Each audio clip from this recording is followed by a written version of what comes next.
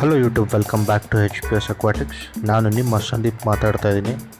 ನಾನು ಇಂಗ್ಲೀಷಲ್ಲೂ ವೀಡಿಯೋ ಮಾಡ್ತಾಯಿದ್ದೀನಿ, ಕನ್ನಡದಲ್ಲೂ ವೀಡಿಯೋ ಮಾಡ್ತಾಯಿದ್ದೀನಿ. ಈ ವಿಡಿಯೋನ ಇಂಗ್ಲೀಷಲ್ಲಿ ಮಾಡಿದ್ದೆ ನಾನು, ಇವಾಗ ಕನ್ನಡದಲ್ಲಿ ಮಾಡ್ತಾಯಿದ್ದೀನಿ. ಟೈಮ್ ಇವಾಗ ಸರಿಯಾಗಿ 1:30 ಬೆಳಗಿನ ಜಾವ. ಸ್ವಲ್ಪ ಜೋರಾಗಿ ಮಾತಾಡೋಕ್ಕಾಗಲ್ಲ, ಹಿಂಗೋ ಅಡ್ಜಸ್ಟ್ ಮಾಡ್ಕೊಂಡು ಹೇಳ್ತಾಯಿದ್ದೀನಿ. ನೋಡಿ, ಇವಾಗ ಈ ಸೀಡ್ನ ಬಂದ್ಬಿಟ್ಟು ಅಮೆಝಾನಲ್ಲಿ ಕೊಂಡ್ಕೊಂಡಿದ್ದೆ. ನೀಟಾಗಿ ಈವನ್ನಾಗಿ ಸ್ಪ್ರೆಡ್ ಮಾಡಬೇಕು, ಗ್ಯಾಪ್ ಗೀಪಲ್ಲೆಲ್ಲ ನೋಡ್ಕೊಂಡು ಹಾಕಬೇಕು. ಯಾಕಂದರೆ ಕೆಲವು ಸೀಡ್ಸು ಒಂದೊಂದು ಸತಿ ಜರ್ಮಿನೇಟ್ ಆಗಲ್ಲ. ಸೊ ಸ್ವಲ್ಪ ನೀಟಾಗಿ ನೋಡಿಕೊಂಡು ಸ್ಪ್ರೇ ಮಾಡಿ.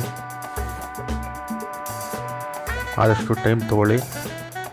ನಾನು ಹೇಳ್ದಂಗೆ ಬರೀ 80% ಅಷ್ಟೇ ಯೂಶ್ವಲಾಗಿ ಆಗೋದು. ಇವಾಗ ಸೀಡ್ನ ಪ್ಲ್ಯಾಂಟ್ ಮಾಡಿದ್ದೀನಿ, ಫಸ್ಟ್ ಡೇ ಇದು.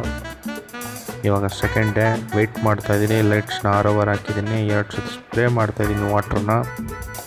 ಡೇ 3 ನೋಡ್ಬೋದಲ್ಲ, ಆಗಲೇ ಪ್ಲ್ಯಾಂಟ್ಸು ಲೈಟಾಗಿ ಬರ್ತಾಯಿದೆ. ಯಾಕಂದರೆ ಕಾರ್ಪೆಟ್ ಪ್ಲ್ಯಾಂಟು ನಾರ್ಮಲ್ ಪ್ಲ್ಯಾಂಟ್ಸ್ಗಿಂತ ಚೆನ್ನಾಗಿ ಕಾಣಿಸುತ್ತೆ, ಗ್ರೀನರಿ ಆಗಿರುತ್ತೆ, ಫಿಶ್ಗಳು ಎತ್ತಿ ಕಾಣುತ್ತೆ. ಸೊ ಇದು ಸಿಂಪಲ್ ಸ್ಟೆಪ್ಸಲ್ಲಿ 4 ದಿವಸದಲ್ಲಿ ಹೆಂಗೆ ನೀವು ಕಾರ್ಪೆಟ್ ಪ್ಲ್ಯಾಂಟ್ನ ಬೆಳೆಸ್ಬೋದು ಅಂತ ಹೇಳ್ಕೊಡ್ತಾಯಿದ್ದೀನಿ.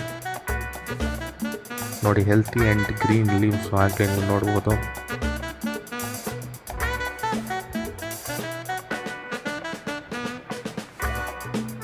ಇವಾಗ ಹೋಲ್ ಅಕ್ವೇರಿಯಮ್ನ ಸ್ಟಾರ್ಟ್ ಆಗ್ತಾಯಿದೆ, ಅದು ಬರೋದಕ್ಕೆ ತುಂಬ ಚೆನ್ನಾಗೇ ಕಾಣಿಸ್ತಾಯಿದೆ ಅಂತ ಹೇಳ್ತೀನಿ. ನಾನು ನೀರೇನೂ ಹಾಕಿಲ್ಲ, ಹಂಗೆ ಇದನ್ನು ಬೆಳೆಸ್ಬೇಕು.